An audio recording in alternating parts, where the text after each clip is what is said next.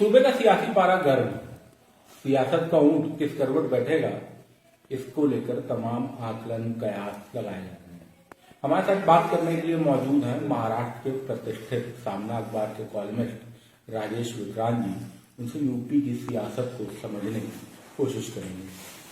राजेश जी, धार्मिक गोलबंदी, ध्रुवीकरण या फिर विकास के मुद्दे, किन बातों को चुनाव होना? ये चुनाव तो इस ढंग से हो गया कि ऐसा लगता है कि इसमें धार्मिक ध्रुवीकरण है, इसमें जो राजनीति, ये जातिगत राजनीति है और ध्रुवीकरण और उसके अलावा विकास भी है। मुझे लगता है कि ये पहला चुनाव है यूपी के विधानसभा चुनाव के इतिहास में कि जो अलग अलग मुद्दों को लेकर लड़ा जा रहा है।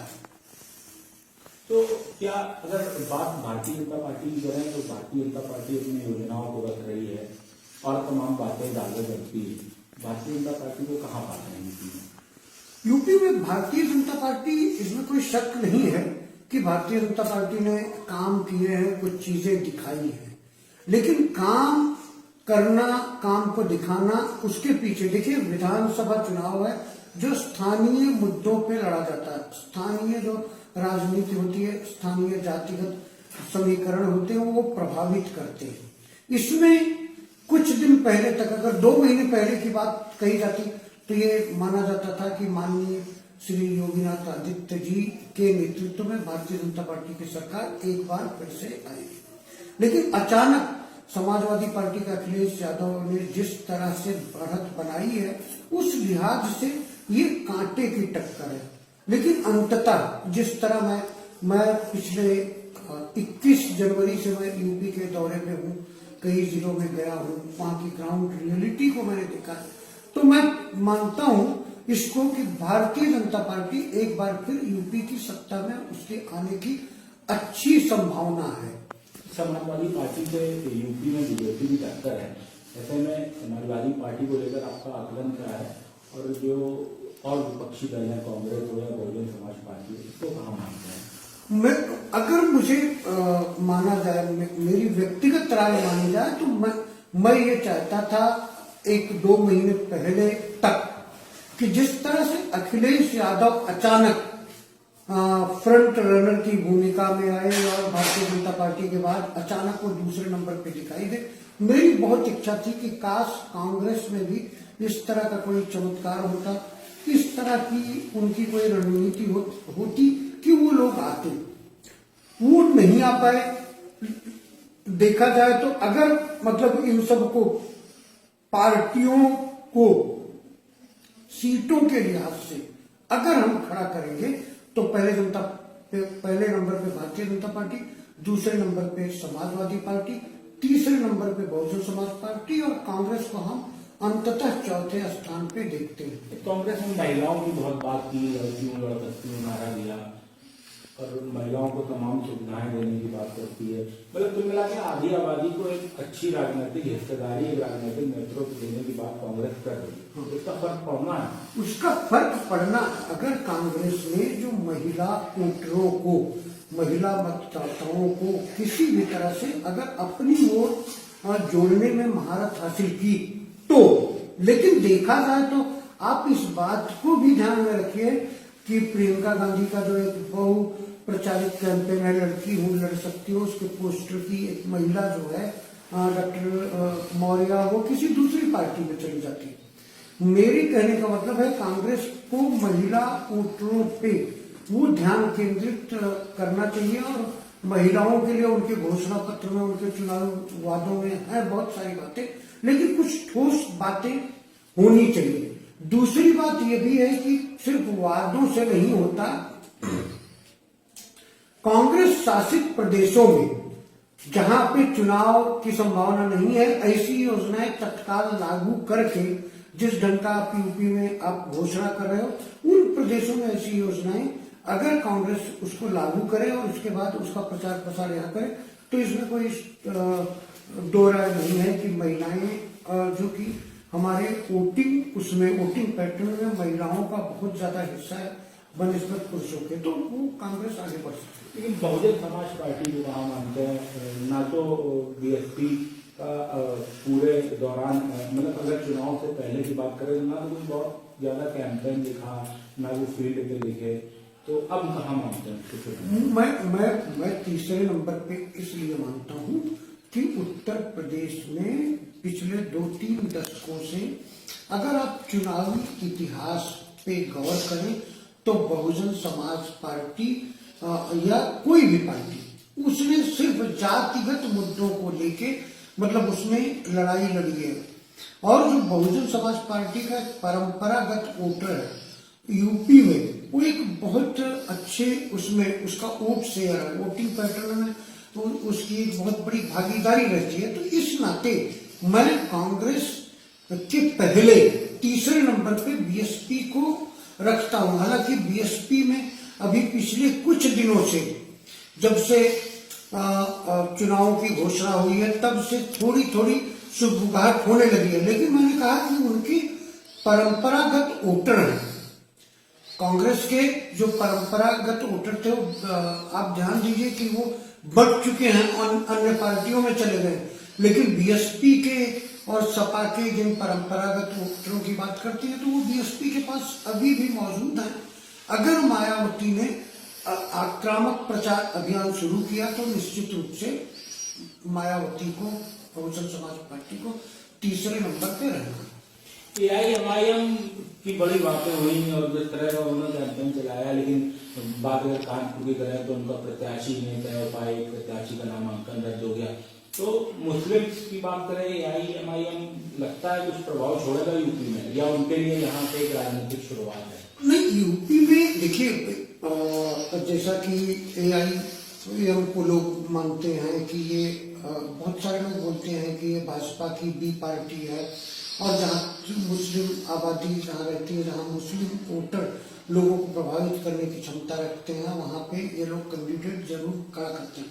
निश्चित रूप में इन चुनावों में उसी तरह की कहानी दोहराई जाएगी।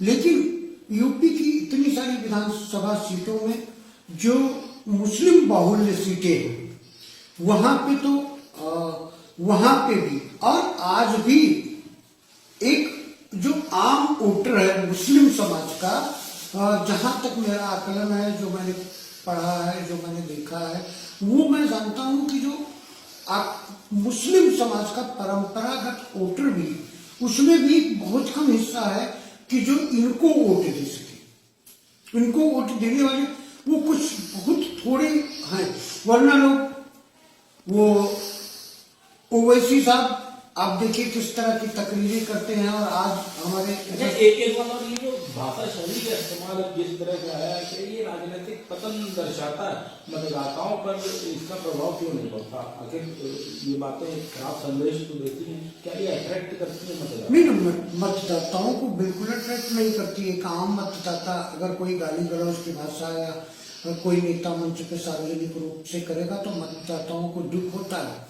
और उस दुख के अगर सामान्य मतदाता की तरह मैं सोचूं कि अगर मैं जिस पार्टी को वोट देता हूं अगर उस पार्टी की ओर से इस तरह की बातें आएंगी तो मैं मतलब निश्चित रूप से उससे अलग हो जाता हूं। मैं पार्टी फिर मैं समझता हूं कि जाने दीजिए ये सब गंदी बातें हैं। निश्चित रूप से आप कोई भी बात करते हो, अगर कोई भड़कने वाला पोर्शन है सामाजिक ताने बाने को देखिए तो ये बहुत कम है। मुस्लिमों में भी जो कट्टरपंथी लोग हैं वो कम है, और जैसे मुस्लिमों में है उसे हिंदुओं में भी कट्टरता है। लेकिन देख लीजिए कितनों में कितने हिंदू हैं जो आप हिंदू के पक्ष में करोगे भड़काने वाली बात आपका साथ देंगे, कम देंगे। लेकिन अगर आप विकास की बात करोगे तो बहुत सारे कोरोना काल क्या ये सब चीजें इन चुनावों में कुछ असर डालेगी, कुछ फर्क डालेगी? असर डालेंगी, असर डालना चाहिए। लेकिन एक बात आप ध्यान में रखिए कि कोरोना कोई बीमारी नहीं थी, ये महामारी थी। और महामारियों का अगर आप ये आधुनिक विश्व का 200-300 सालों का 400 सालों का इतिहास देखो तो जब जब महामारियां आई हैं तब तब जो मानवीय प्रबंधन है, ह्यूमन मैनेजमेंट है, वो परास्त हो गया। ये चाहे मतलब वो ब्लैक डेथ का लीजिए या प्लेग का किस्सा या और इस तरह की फ्लू वगैरह का देख लीजिए कि जहां जहां महामारियों ने दुनिया के किसी भी हिस्से में अगर आक्रमण किया होगा तो स्थानीय जो प्रबंधन है, ह्यूमन मैनेजमेंट, उसको ध्वस्त होना ही है। हमारे यहाँ की नहीं, आप पूरी दुनिया में आप अपने मन से सोचिए, आप किस देश की स्वास्थ्य व्यवस्था को बहुत अच्छा मानते हैं? America, Italy, Japan, France. और आप देखिए कि भारतवर्ष से ज्यादा मौतों का आंकड़ा उन देशों में था, और चाहे पर डेली मरने वालों की संख्या लीजिए, एक औसत निकल, तो महामारियों से आप नहीं लड़ सकते। और ये आम वोटर भी जानता है, आम जनता भी जानती है। महंगाई बेरोजगारी की बात होती है, महंगाई बेरोजगारी जैसे मूल मुद्दे हैं, तो इनका क्या असर आप देखते हैं? महंगाई और बेरोजगारी, इन मुद्दों का असर पड़ता है, इन मुद्दों का असर पड़ता है। लेकिन अगर एक आम नागरिक की हैसियत से हम सोचेंगे तो ये भी शाश्वत सत्य है कि हर राज्य में जो महंगाई है ना, मुद्रास्फीति की दर है, हमेशा बढ़ती रही है।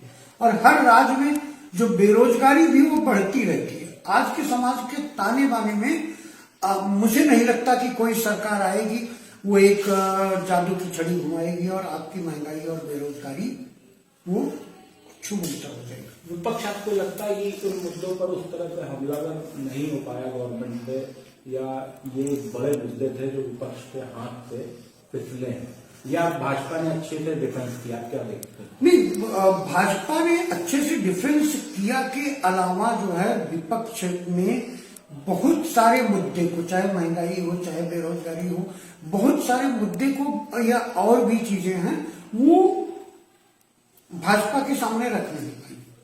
और जैसे आप मोदी जी को देखिए, ये उनका दूसरा टर्म चल रहा है। मैं एक विश्लेषक होने के नाते, लेखक होने के नाते, जर्नलिस्ट होने के नाते, मेरी हकीकत में मैं सोचता हूं कि मतलब जिस ढंग से मोदी जी राज कर रहे हैं उस तरह से नहीं। आज के जमाने में हमारे यहाँ मजबूत विपक्ष नहीं था, मजबूत विपक्ष नहीं है। और अगर कांग्रेस चाहती, अगर राहुल गांधी को एक अच्छे सलाहकार मिले होते तो, और वो मुद्दों को डिफेंड करना जानते, मुद्दों को रखना जानते, तो निश्चित रूप से आज कांग्रेस एक मजबूत विपक्ष होती, जो कि स्वस्थ लोकतंत्र के लिए बहुत जरूरी है। ये विपक्ष किसी भी मुद्दे का फायदा उठा नहीं पाया, उसके ज्यादातर जो है वार उल्टे पड़े। तो सत्ता पक्ष और विपक्ष को लेकर ये तमाम समीक्षा थी। हमारी आपसे अपील यही है कि वोट जरूर डालिएगा और अपने विवेक का इस्तेमाल करते हुए अपना प्रतिनिधि चुनिएगा। गगन सेठी, कानपुर।